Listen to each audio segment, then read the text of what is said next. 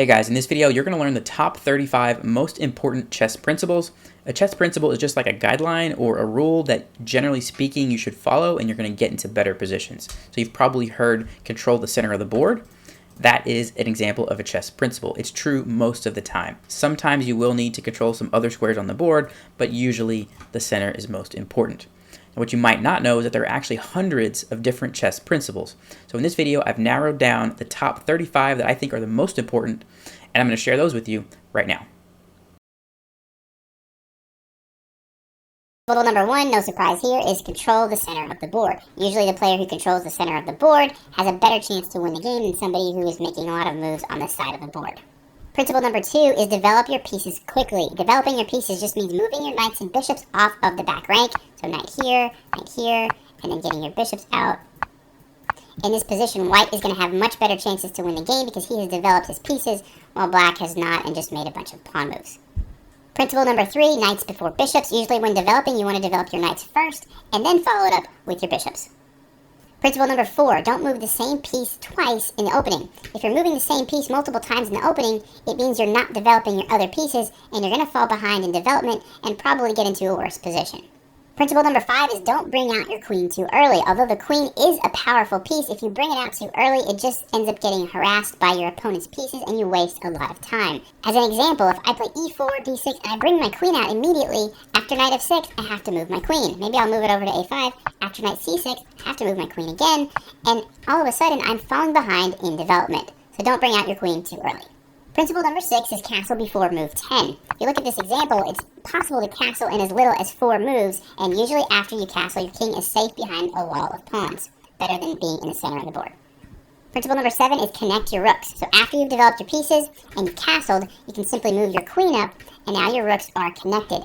This is beneficial because your rooks protect each other, they can help each other, and they also have easy access to go to whatever file you need them to, which is going to be most beneficial for you. Principle number 8 is that rooks should go on open or half-open files. In the position on the board right now, the e file is an open file because there are no pawns on it. So a move like rook to e1 would make a lot of sense because it's putting my rook on the open file. A half-open file is a file that only has one color pawn on it. So for example, the d file is a half-open file because it only has a black pawn and no white pawn. So this would also be a smart move because I'm putting this rook on a half-open file. Black's rook on f8 is already on a half-open file because there's only one color pawn on it. Principle number 9, knights on the rim are grim. You can see in this position how black's knight is very effective, covering a lot of important squares in the center, and my knight on the side is not doing as much. It only covers a few squares. So keeping your knights towards the center of the board is better than putting them on the side.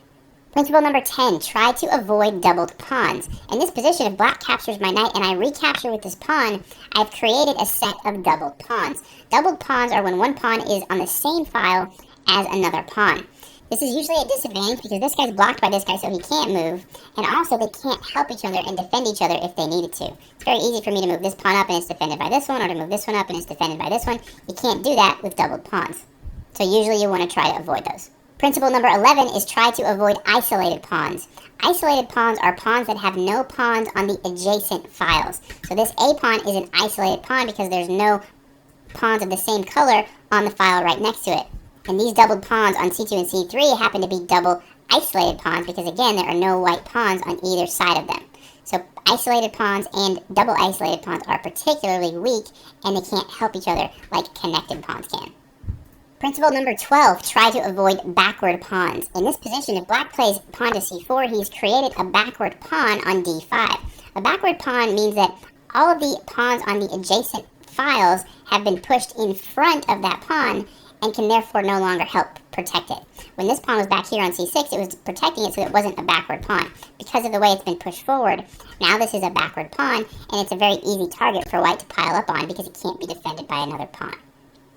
Principle number 13 is don't trade a bishop for a knight without a good reason. So even though they are both worth 3 points, generally speaking, bishops tend to be slightly better than knights. So I see a lot of players who will bring bishops out, trade them off for a knight, and it usually isn't worth it. Now in this case, you do create doubled pawns, but you also give black a half-open file and you lose the bishop. So generally speaking, you don't want to make that trade unless you have a little bit better of a reason to do it. Principle number 14, avoid moving pawns in front of your castled king. So in this position, we've already castled on the king side. It would be a mistake to play a move like g3 because now I've created these weaknesses because the pawn no longer controls those squares. You can see how easily black can come in and infiltrate it and put a lot of pressure on your king. So don't move pawns in front of your castled king. Principle 15 is don't open the center if your king is still in the center. In this position, black could consider playing d5, but it wouldn't be a good idea because after white trades, he's started to open up the center and his king could come under pressure from white's rook because he hasn't castled yet. So it would be better for black to castle first and then consider a move like d5, which is going to start trading and opening up the center of the board. Principle number 16 is that two minor pieces are generally better than a rook and a pawn. Minor pieces are knights and bishops. Obviously, these are the rooks. So in this position, if I were to capture with my knight, black captures, I capture, he captures, I just lost a knight and a bishop, which is 6 points. I gained a rook and a pawn, which is also 6 points. But it puts me at a disadvantage because the knight and the bishop are better than the rook and the pawn, generally speaking. So don't make a trade like that unless you have a very specific reason to do so. Principle number 17 is similar, but 3 minor pieces generally is better than a queen. Even though they both add up to 9 points, usually the 3 pieces will greatly outperform the queen. Principle number 18 is that rooks are very strong on the 7th rank. So since I'm white, the 7th rank is here. For black, the 7th rank is actually the 2nd rank, which would be here. But in this position, I have the ability to play rook e7, which is a very strong move. By placing my rook on the 7th rank, you can see I have lots of good targets. And white is in a very good position because of the ability to get the rook on the 7th rank.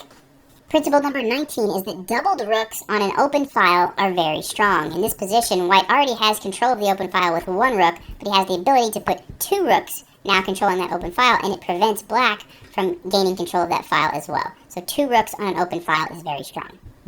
Principle number 20, bishops are better in open positions, knights are better in closed positions.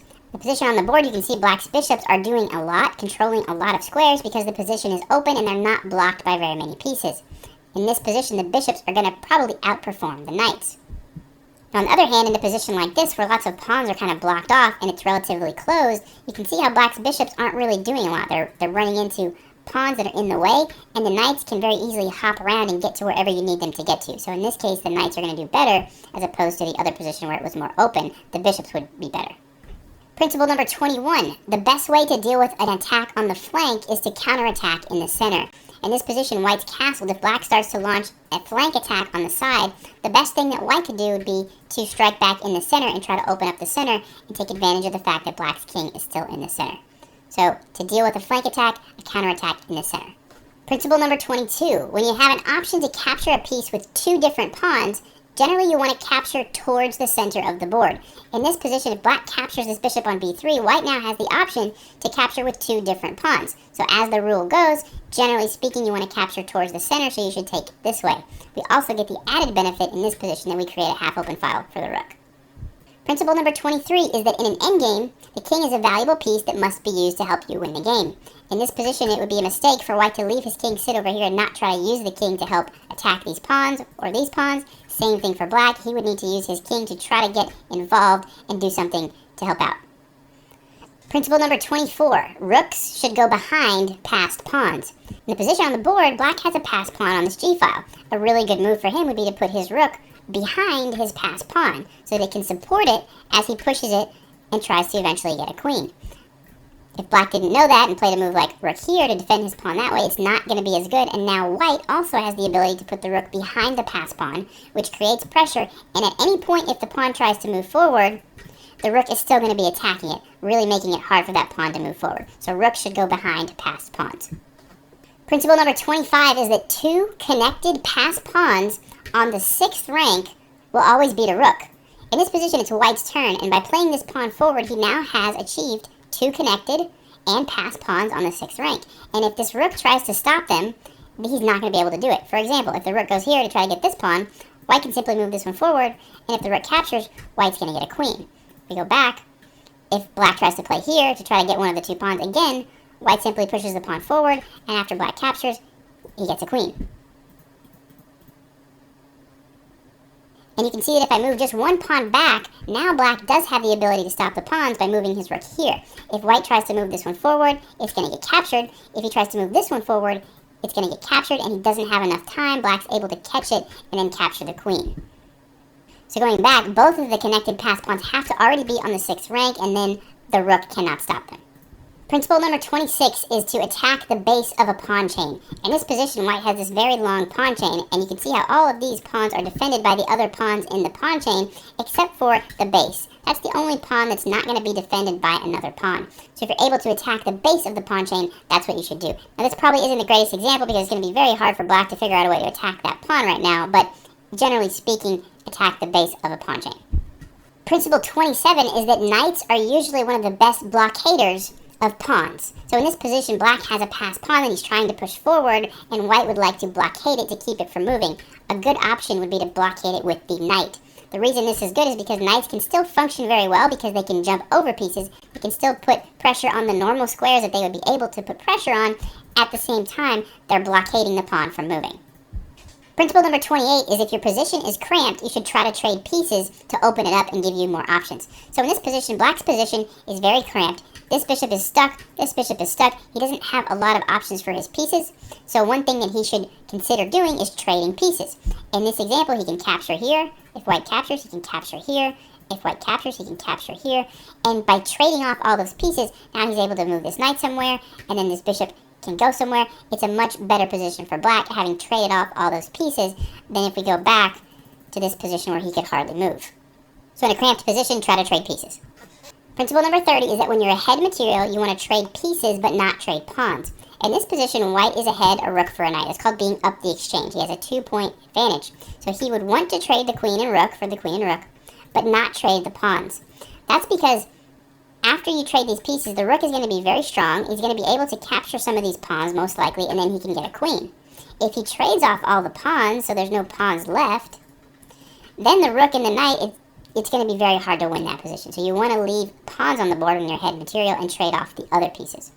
Principle number 31, very similar, is the opposite of that. When you're losing, or you're down material, you want to trade off all the pawns if you can, but don't trade the pieces. And that's going to increase your chances of getting a draw. So in this position, if white captures this pawn and black recaptures, he could take this pawn with his queen.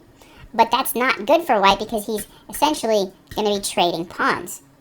He wants to keep as many pawns on the board as possible, so a better move might be queen to d3, trying to trade the pieces and not trade the pawns. I hope that made sense. If you have to rewatch that part again, feel free to do so. That's an important one. It's really good to know. Principle number 32 is that opposite colored bishop games are dangerous in the middle game and drawish in the endgame. What do I mean by that? In this position, both players have an opposite colored bishop. That means white's bishop is on a dark square and black's bishop is on a white square.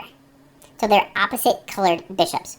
And since this is still in what I would say the middle game, it's very dangerous and white has to be very careful. And you can see after this move bishop check, king g1, after queen g4, the queen's coming into f3, and then there's going to be a battery, white's going to get checkmated.